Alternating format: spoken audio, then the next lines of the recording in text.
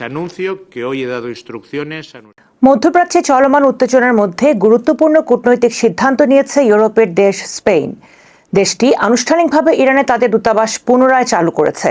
নিরাপত্তাজনিত উদ্বেগ এবং আঞ্চলিক সংঘাতের কারণে এর আগে দূতাবাসটি সাময়িকভাবে বন্ধ রাখা হয়েছিল। বিশেষ করে ইরান এবং ইসরায়েলের মধ্যে উত্তেজনা বেড়ে যাওয়ার ফলে অনেক দেশই তাদের কূটনৈতিক কার্যক্রম সীমিত করেছিল। সেই সময় স্পেনও তেহরানে তাদের দূতাবাস বন্ধ করে দেয়।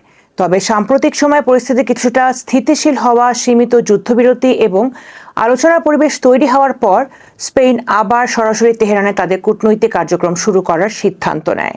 বিশ্লেষকদের মতে এটি স্পেনের একটি গুরুত্বপূর্ণ কূটনৈতিক পদক্ষেপ, যা মধ্যপ্রাচ্যে তাদের সক্রিয় ভূমিকার ইঙ্গিত দেয়।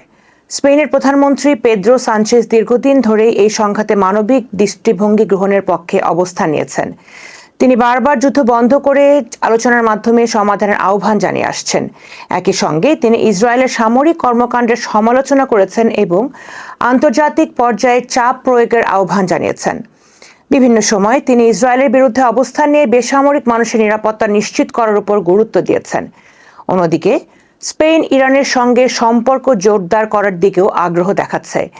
তেহরানের দূতাবাস পুনরায় চালু করার মাধ্যমে দেশটি ইরানের সঙ্গে সরাসরি যোগাযোগ ও কূটনৈতিক কার্যক্রম আরও শক্তিশালী করছে। বিশেষজ্ঞদের মতে এই সিদ্ধান্ত শুধুমাত্র একটি দূতাবাস খোলার বিষয় নয়, বরং এটি স্পেনের পররাষ্ট্র নীতির একটি স্পষ্ট বার্তা।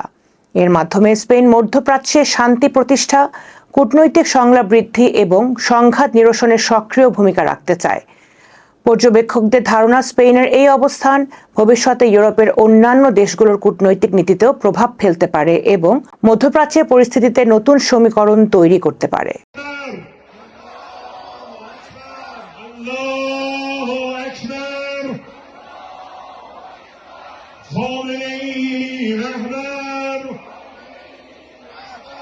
Esos temores se constataron nuevamente, por desgracia. Dos países atacaron a Irán unilateralmente, Estados Unidos e Israel, sin contar con la comunidad internacional. Descabezaron un régimen terrible que reprime a su sociedad, particularmente a las mujeres y a las niñas. For peace, and our embassy is set to reopen in full. Nuestra embajada en Teherán. Ayer vimos Yesterday we saw how Israel, flouting the ceasefire and in violation of international law, dropped hundreds of bombs on Lebanon on the very day the ceasefire came into effect.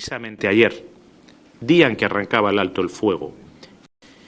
La situación en Líbano es The situation in Lebanon is already a shame on humanity's conscience. 1,750 people have been killed so far.